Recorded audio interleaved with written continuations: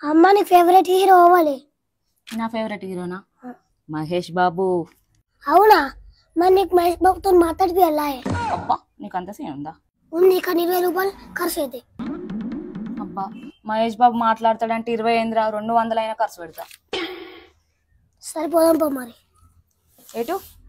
మహేష్ బాబు దగ్గరికి. మహేష్ బాబు దగ్గరికి